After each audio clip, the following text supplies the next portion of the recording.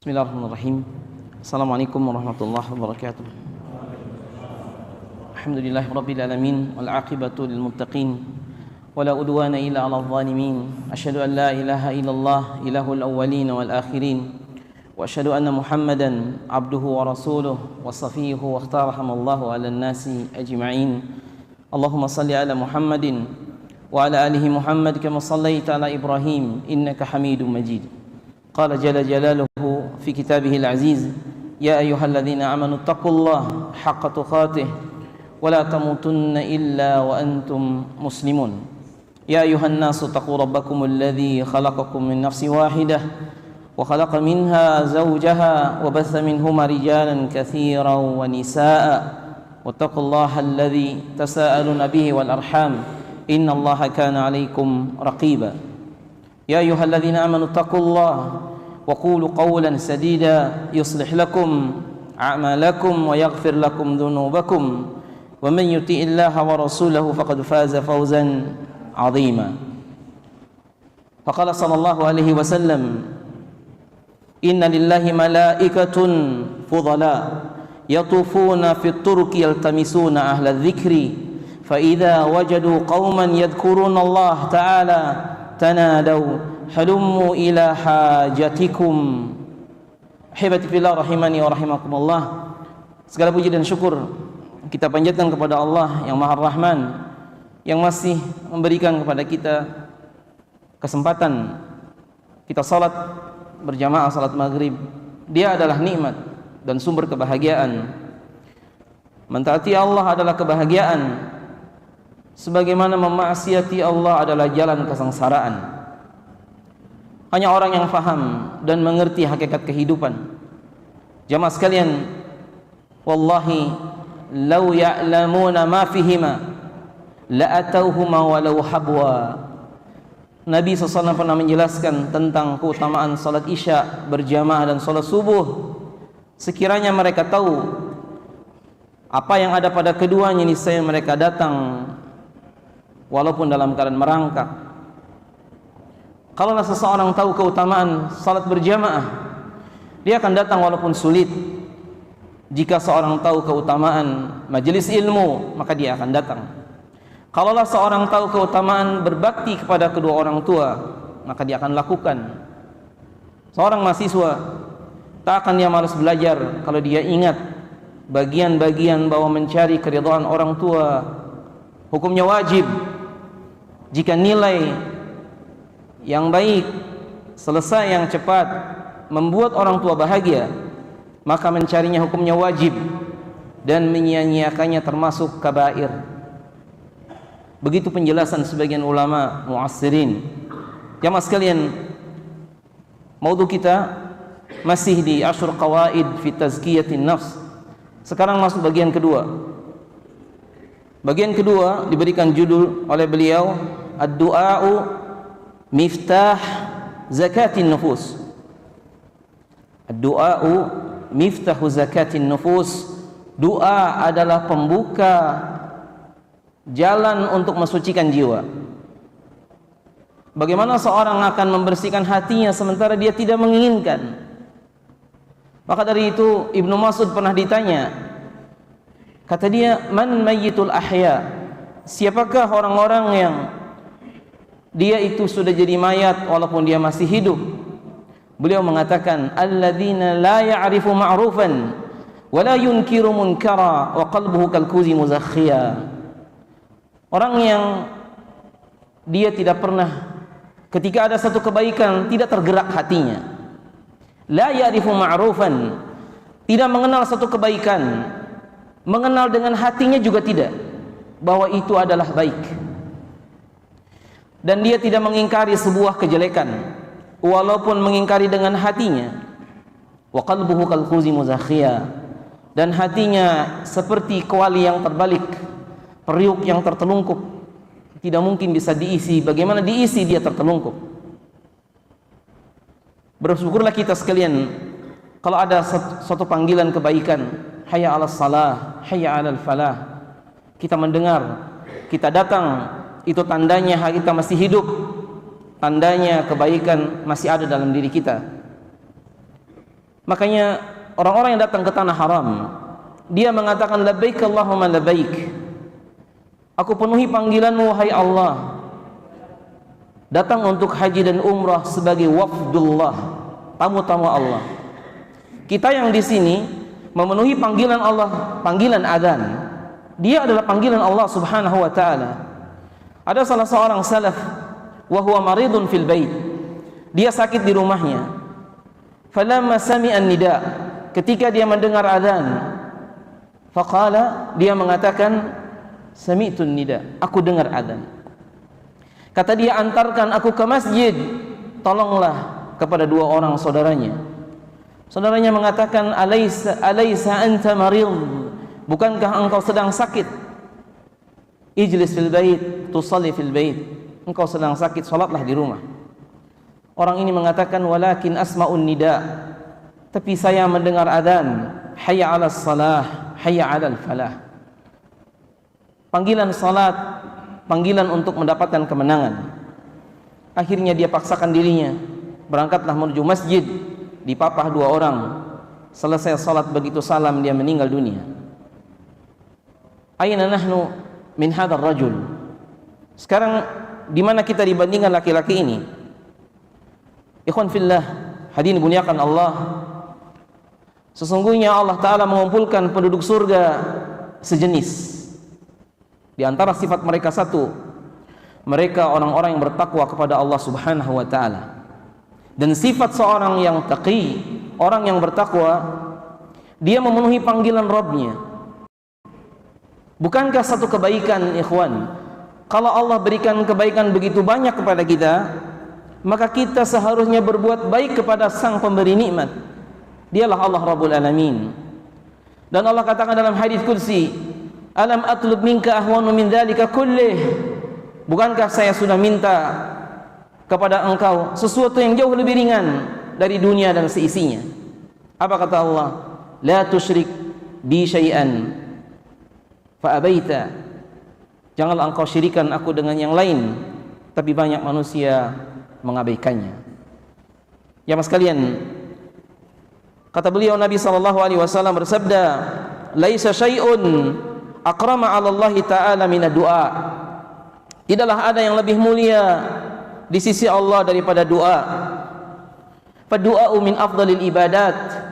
Doa adalah ibadah yang paling afdal indallah. Lianna fihi izharan lil ajzi wal iftiqar. Karena doa adalah merendahkan diri kepada Allah. Dia menghinakan dirinya, tadallul wal inkisar, menghinakan dirinya kepada Rabb yang Maha Kuasa, wal i'tirafu bi quwwatillah Subhanahu wa taala, mengakui kebesaran Allah dan kekuatan Allah Subhanahu wa taala dan Maha Kuasanya dia. Dan Allah qadirun wa huwal qadir wal qadir wal muqtadir, dan dia adalah Allah yang Maha Kuasa, sangat kuasa dan sangat amat kuasa. Ya mas sekalian, beliau mengatakan walahu atharun azimun fi fathi abwabil khair. Sesungguhnya doa membuka pintu kebaikan. Bukankah kita tahu bahwasanya doa adalah senjatanya seorang mukmin? Ketika Nabi SAW menyebutkan dalam hadis yang sahih, idza marartum biriyadil jannah fartahu biha, apabila kalian melewati kebun-kebun surga, farta'u biha, mampirlah, berdoalah di sana, memintalah kepada Allah Subhanahu wa taala. Sahabat bertanya, wa ma riyadul jannah, apakah kebun-kebun surga itu ya Rasulullah? Faqala sallallahu alaihi wasallam, hilaqu dzikri, dia adalah majelis-majelis zikir. Zikir dengan lisan, bentuknya zikir seperti yang kita dengar dan kita ucapkan, doa pagi, doa sore, dan doa-doa secara keseluruhan. Zikir dengan hati, bentuknya ikhwan, muraqabatullah, kemudian juga ikhlas dan semua amalan hati.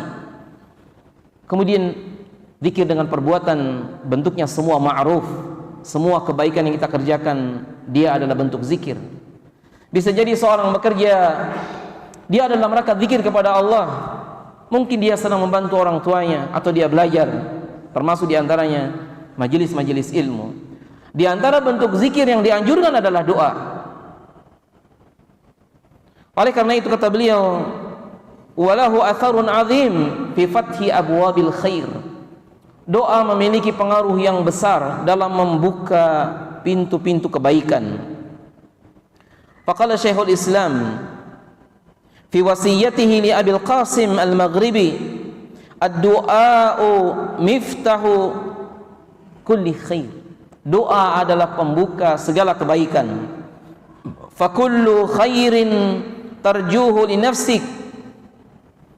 Sesungguhnya semua kebaikan, ikhwan, semua kebaikan yang kita dapat, yang diharapkan oleh setiap kita, min khairatid dunya, dari kebaikan dunia, wal akhirah, dan juga akhirat, sesungguhnya semuanya ditujukan kepada Allah Subhanahu wa ta'ala. Makanya dalam doa seorang yang sedang dia mengelilingi Ka'bah di antara rukun Yamani ke Hajar Aswad, doa dia cuma satu, Rabbana atina fid dunya hasanah wa fil akhirati hasanah wa qina adzabannar. Ya Allah, berikan aku hasanah, kebaikan di dunia dan di akhirat. Pertama, di dunia maknanya, kata Syekh Abdul Razzaq, hasanah di dunia adalah menjadi seorang mukmin, dia bertakwa kepada Allah, maka dia adalah kebaikan. Wa fil akhirati hasanah, dan di akhirat adalah kebaikan, maksudnya dia selamat dari azab kubur dan dimasukkan ke dalam surganya Allah. Hasanah di dunia, selama hidupnya dia mukmin, berakhir dengan keimanan. Hasanah di akhirat, dia selamat dari semua azab dan dimasukkan ke dalam surga. Ikhwan sekalian, hidup kita ini sangat panjang. Suratu hayatil insan bada'a min ruh. Kita dahulunya di alam ruh, thumma yantaqilu ila rahim awil janin, lalu kita pindah ke alam janin, dan sekarang kita di alam dunia. Setelah itu kita meninggalkan dunia, pindah ke alam kubur. Kemudian kita pindah ke mahsyar. Dari mahsyar kita pindah ke sirat, ke mizan, ke mizan. Dari mizan kita melewati sirat. Dari sirat ada yang di qantarah, ada yang langsung jatuh ke neraka. Dan akhirnya manusia dan jin hanya ada di dua tempat, imma fil jannah wa imma fil nar. Mungkin di surga atau mungkin di neraka. Doa kita bukan untuk urusan dunia saja. Rabbana atina fid dunya hasanatan wa fil akhirati hasanah. Dan di ujungnya disebutkan wa qina adzabannar. Wa qina adzabannar maknanya jauhkan kami dari neraka. Kata Ibnu Qayyim Al-Jauziyah, seharusnya kita konsekuen dengan doa. Kalau kita ingin jauh dari neraka, maknanya kita ingin dekat dengan surga. Maknanya, ikhwan, berarti kita harus berhadapan dengan hawa nafsu. Kalau demikian, berarti kita harus rajin ibadah. Kalau begitu, berarti kita harus jauh dari maksiat. Kalau masih maksiat, masih malas beribadah, walaupun lisannya pingin surga, perbuatannya ingin ke neraka. Ini yang terjadi, yang mengherankan. Ajib, seorang hamba ingin surga, tapi lisannya masih banyak berdusta. Amal perbuatannya masih menunjukkan bahwa dia ingin ke neraka. Allah telah memberi uzur kepada setiap mukmin, sampai kata Allah dalam hadis qudsi, juga dalam beberapa riwayat yang sahih, hatta sittina sanatan min umri. Orang memberikan uzur sampai seorang berusia 60 tahun, ditunggu taubatnya di siang dan malam. Allah bukakan pintu taubat, belum juga dia taubat. Sekian Ramadan dilewati masih juga maksiat, sampai di usia 60 tahun dia pun belum juga sadar. Maka sedikit kemungkinan dia akan selamat di akhirat. Innal mu'mina, seorang mukmin, idza aradallahu bihi khaira, jika Allah menghendaki kebaikan, ista'malahu bi amali ahli jannah aw yuyassir lahu bi amalih hatta yamuta ala amalin min amali ahli jannah. Seorang yang Allah kehendaki kebaikan akan dimudahkan berbuat baik, dan dia akan dimudahkan beramal amalan penduduk surga sampai dia dimatikan di atas amalan tadi. Sahabat bertanya, kaifa yastamiluhu ya Rasulullah? Bagaimana orang ini dijadikan oleh Allah beramal? Kata Nabi, yuyassir lahu bi amalin salihin hatta yamut. orang ini dimudahkan berbuat amalan kebaikan sampai dia meninggal. Di antara kebaikan ikhwan adalah doa. Makanya kalau kita jarang meminta kepada Allah dalam doa, bagaimana kita akan dikasih? Penyakit kita seringnya berdoa ketika sulit, sementara di saat kita lapang tidak berdoa. Apakah Allah diminta di saat kita sulit? Apakah Allah diingat di saat kita dalam keadaan kesulitan, sementara dalam keadaan biasa kita lupakan? Ini sifat seorang hamba yang tidak baik kepada Rabbnya. Jemaah sekalian, disebutkan oleh Amirul Mukminin Umar bin Khattab radhiyallahu taala anhu wa arda,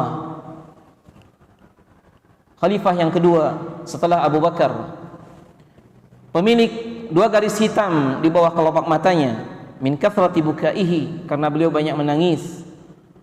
Orang yang ditikam di saat sholat subuh dan meninggal 3 hari kemudian, dialah Umar bin Khattab radhiyallahu taala anhu, pemilik rumah di surga yang orang yang masih di dunia. Dan Umar adalah satu-satunya orang yang kalau syaitan atau iblis berjalan di satu jalanan, dia memilih jalan lain ketika ada Umar bin Khattab di situ. Orang yang kata Nabi SAW, bukan hanya setan yang takut, para wanita sahabiah ketika Umar datang mereka diam, padahal ketika Nabi datang mereka masih ribut. Dialah Umar bin Khattab radhiyallahu taala an, pernah mengatakan, inni la ahmilu hammal ijabah, sesungguhnya bukanlah ijabah dari doa saya yang saya harapkan, walakin hammad doa, tetapi supaya saya dimudahkan bisa berdoa. Jadi kata Umar, saya bukan hanya mengharapkan diijabahkan doa yang saya minta, tetapi saya mohon kepada Allah agar aku dijadikan orang yang gemar berdoa. Karena ada sebagian orang doanya baru dilantunkan di saat dia datang ketika di tanah haram. Tidak salah, itu baik. Tapi kenapa waktu di perjalanan tidak berdoa? Disibukkan di pesawat dengan nyanyian dan yang lain. Kenapa juga di saat ada musibah dia berdoa, di saat dalam keadaan lapang tidak berdoa? Maka jangan salahkan Allah Ta'ala ketika Allah tidak kabulkan doanya. Innallaha yuhibbu minad du'a mulihina fid du'a. Allah cinta kepada seorang yang berdoa, orang-orang yang mulihin, orang-orang yang mengulang-ulang doanya. Jangan tulis jawaban seperti jawaban seorang jamaah haji dari negeri kita di hari di saat orang-orang di Arafah.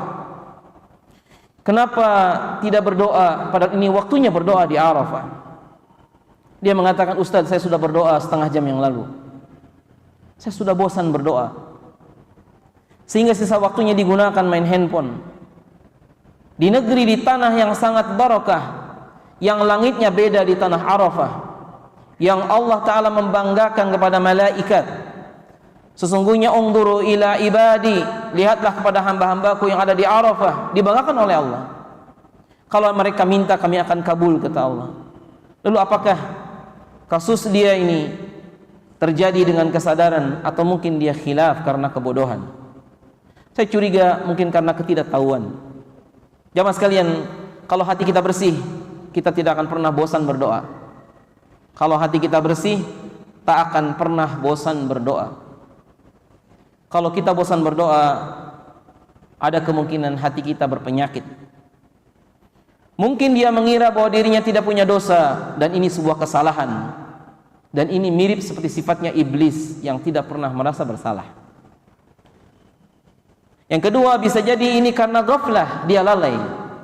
Karena hatinya kotor, sehingga dia tidak bisa gunakan bercermin, melihat mana yang baik adalah baik dan yang jelek adalah jelek.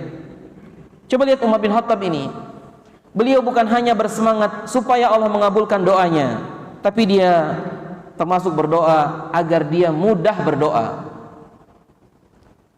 Fa idza ulhimatu du'a fa innal ijabata ma'ah.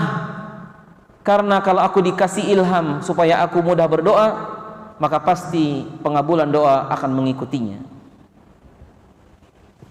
Mungkin saja ikhwan, rezeki yang kita dapat hari ini bukanlah karena doa kita yang kita panjatkan.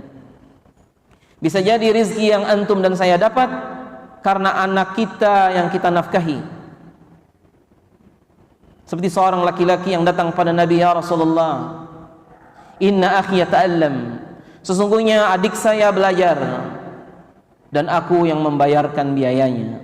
Faqala sallallahu alaihi wasallam, la'allaka turzaqu bihi, bisa jadi kamu dikasih rezeki gara-gara adikmu. Dianya tidak berdoa, cuman amal baiknya kepada orang lain yang mendoakan.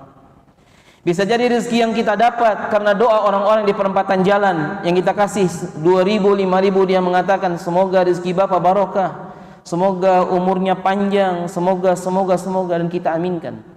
Didoakan orang lain, sementara kitanya jarang berdoa di penghujung malam.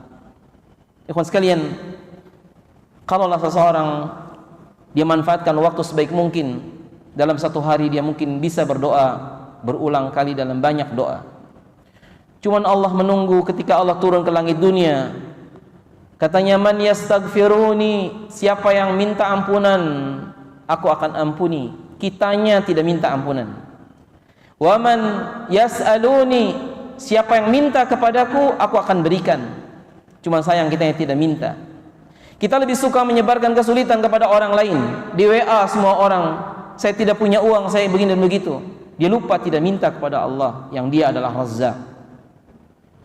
Ikhwan sekalian, disebutkan bahwasanya Umar bin Khattab mengatakan, kalau sudah berdoa maka jawaban dari doa mengikutinya. Allah mengabulkan doa dengan 3 cara. Pertama, diberikan sesuai permintaan, seperti doanya 4 orang anak muda di pinggir Ka'bah. Di sana ada Abdullah bin Umar, ada juga Urwah bin Zubair, dan ada 2 orang anak muda, anak-anak Madinah yang masih usia belia 7-8 tahun. Ketika ditanya, ma himmatuka, apa cita-cita engkau? Maka Abdullah bin Umar mengatakan, saya bercita-cita menjadi seorang alim, mengajarkan ilmu dan tercapai. Begitu juga ketika ditanyakan kepada yang lain, saya ingin menjadi khalifah dan dikabulkan. Himmah, keinginan kuat, kemudian diiringi dengan doa dan doanya dikabulkan. Seorang yang minta rizki kepada Allah, dikabulkan rizkinya. Ini bentuk jawaban Allah. Yang kedua, doa diijabahi dengan cara yang lain, diberikan yang lebih baik, cuman kitanya tidak mengetahuinya. Seorang meminta kepada Allah, Allahumma rzuqni rizqan katsira, ya Allah berikan aku rizki yang banyak. Dari dulu dia berdoa, rizkinya pas-pas terus. Karena Allah Maha tahu, orang seperti ini dikasih rizki banyak mungkin dia lupa diri. Maka yang lebih baik dikasih yang lebih baik dari itu. Tiada seorang ikhwan yang dia hendak naik sebuah pesawat yang di negeri kita semua tahu pesawat tadi kecelakaan. Dia sudah berdoa sebelum tidur agar bangun jangan terlambat. Dia sudah beli tiket jam 6, jam 7 pagi waktu itu. Dia sudah siapkan kendaraan dan dia sudah pamitan kepada semua orang. Kemudian dia berangkat, sudah dicepatkan 2 atau 3 jam sebelumnya. Tapi Allah menakdirkan terjadi macet sampai di Bandara Soekarno-Hatta, terlambat hanya 1/4 jam terlambatnya. Pesawat sudah take off. Dia menyesal, tapi dia mengatakan, Allahumma jurni fi musibati wa khlufli khairan minha. Karena dia menganggap uang tiketnya ini musibah karena terlambat. Tapi yang terjadi, Allah berikan ketetapan yang lain. Dialah orang satu-satunya yang selamat dari orang yang mendaftarkan diri sebagai penumpang di pesawat tadi, dan ini diijabahi oleh Allah yang lebih baik dari yang diminta. Seperti juga banyak kasus di negeri kita dan mungkin kita sendiri meminta kepada Allah belum dikabulkan, ternyata dikabulkan yang lebih baik dari apa yang kita harapkan. Yang ketiga, Allah ijabahi doa, diakhirkan di surga. Rasulullah pernah menyebutkan jannatan aniyatuhuma min dahabin wa jannatani aniyatuhuma min fiddatin.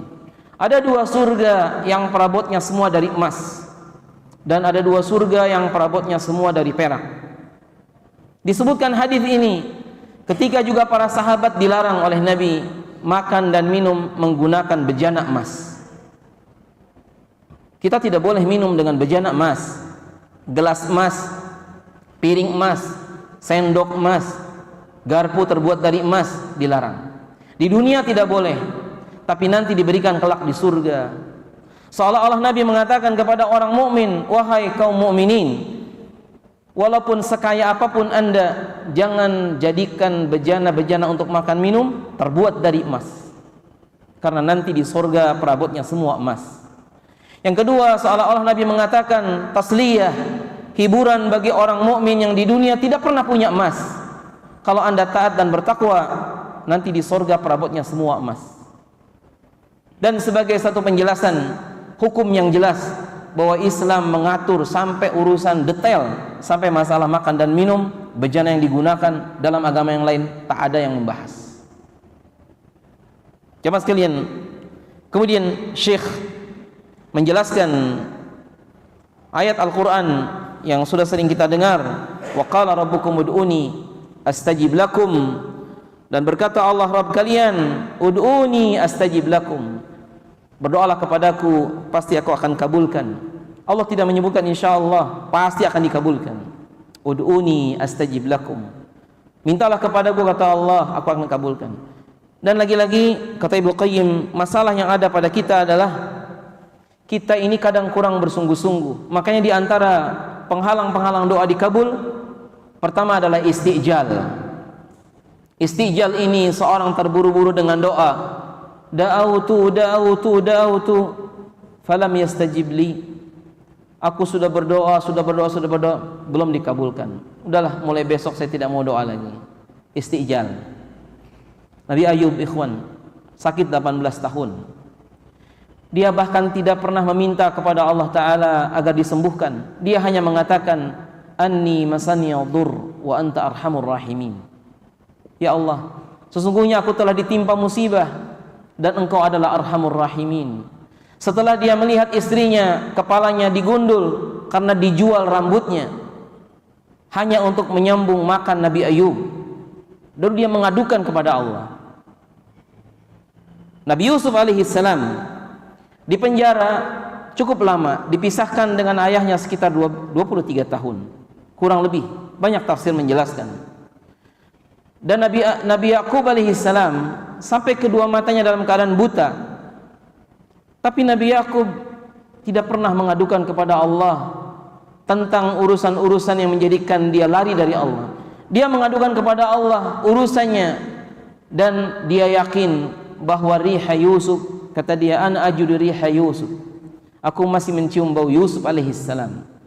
Tak pernah dia kecewa dengan ketetapan Allah. Seharusnya kita pun sama. Kalau doa kita benar, mestinya kita ini akan selalu bersabar dan terus, tak pernah ada putusnya. Jadi yang pertama istijal. Yang kedua, ikhwas sekalian, penghalang doa diantaranya adalah makanan yang haram. Ini dia masalah. Satu suap makanan yang haram, 40 hari doanya tidak dikabul. Kalau satu piring 10 suap dikalikan 10. Bagaimana kalau makan tiap harinya yang haram? Maka tidak akan dikabulkan doanya. Kemudian yang ketiga diantaranya, seseorang tidak hadir hatinya ketika berdoa. Jadi doanya hanya di mulut, sementara hatinya tidak hadir. Bagaimana sikap seorang hamba kepada Rabbnya, padahal kalau dia berhadapan dengan manusia saja hadir hatinya. Maksudnya ikhwas sekalian, doanya tidak sungguh-sungguh sehingga bukan datang dari hati yang ikhlas. Kemudian rabi'an yang keempat, min asbab, di antara sebab doa ini ditolak adalah seseorang dia telah putus asa kepada Rabbnya. Misalnya seorang mengatakan, wahai Allah, kabulkan doa saya kalau engkau mau. Jadi bahasanya bukan seperti itu. Ada beberapa tuntunan dari Nabi SAW, termasuk dalam bab tazkiyah. Wa fi bab tazkiyah sahha anin Nabi SAW. Apa kata Nabi dalam bab masalah tazkiyah? Allahumma ati nafsi taqwaha wa zakkiha anta khairu man zakkaha anta waliyuha maulaha. Doa yang pendek mencakup segala urusan. Ya Allah, berikan kepadaku hatiku ini menjadi orang yang bertakwa. Wa zakkiha, dan bersihkan hatiku dari segala syawaib, penyakit-penyakit hati. Anta khairu man zakkaha, engkau adalah zat yang paling baik dalam membersihkan jiwaku. Allah lah yang bisa menjadikan hati kita bersih. Anta waliyuha wa maulaha, hanya Allah juga wali kita ya ikhwan, dan Allah lah penolong kita sekalian. Kalau bukan karena pertolongan Allah, tidak mungkin kita datang ke masjid ini untuk salat. Adzan yang kumandangkan begitu indah, didengar oleh banyak orang, tetapi kita yang dipilih oleh Allah untuk datang ke masjid ini. Itu menunjukkan hati kita dibersihkan oleh Allah Ta'ala. Bacaan Quran yang kita baca akan menjadikan hati kita bersih, sebagaimana juga ibadah-ibadah kepada Allah. Semua kemaksiatan akan menjadikan hati kita kotor, sebagaimana wajah seseorang di akhirat akan terkotori karena maksiat.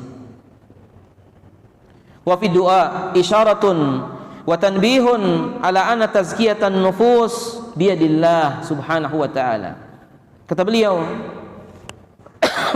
dalam doa ini menunjukkan isyarat bahwa yang bisa membersihkan hati kita adalah Allah subhanahu wa ta'ala. Seperti Umar bin Khattab radhiyallahu ta'ala anhu, falamma sami'a anna ukhtahu wa zawjuha qad aslama arada Umar ibn Khattab an yu'aqibahuma. Adalah Umar ketika mendengar adiknya Fatimah bintil Khattab dan suaminya Sa'id ibn Zaid telah masuk Islam, maka Umar ingin menyiksa keduanya. Falamma ata ila baitiha, ketika sampai di rumah Fatimah, sami'a Umar ayatan, Umar mendengar ayat-ayat Quran. Sebagian mengatakan di surat Taha. Jadilah hati Umar menjadi lembut dari yang tadinya kasar, yang tadinya kotor jadi bersih dengan bacaan Quran. Walihada kana aktsaru du'ain nabi, oleh karena itu di antara doa yang banyak Nabi baca, ya muqallibal qulub tsabbit qalbi ala dinika, wahai yang membolak-balikan hati, tetapkan hatiku di atas agamamu. Di riwayat yang lain, ikhwan, beliau tidak mencantumkan di sini. Di riwayat yang lain, kata Nabi SAW, inna quluba bani Adam baina usbu'aini min asabi'ir rahman yuqallibu kaifa sya'. Sesungguhnya hati anak Adam dibolak-balikan di antara jari jemari Allah yang Maha Rahman, dibolak-balikan sekehendak Dia. Pagi-pagi mukmin, sore hari bisa kafir. Bagaimana Abdullah bin Muljam, Abdurrahman bin Muljim, seorang laki-laki yang hafal Quran, dari mulai muda sudah hafal Quran. Ketika dia mau menikahi seorang wanita, dikasih syarat maharnya adalah darahnya Ali, maka dia pun mencari Ali dan dia bunuh Ali bin Abi Thalib. Hati berbolak-balik. Bagaimana seorang yang dia bertemu Nabi setiap saat, ternyata ketika dia bertemu dengan Musailamah al-Kadzab, dia ikut.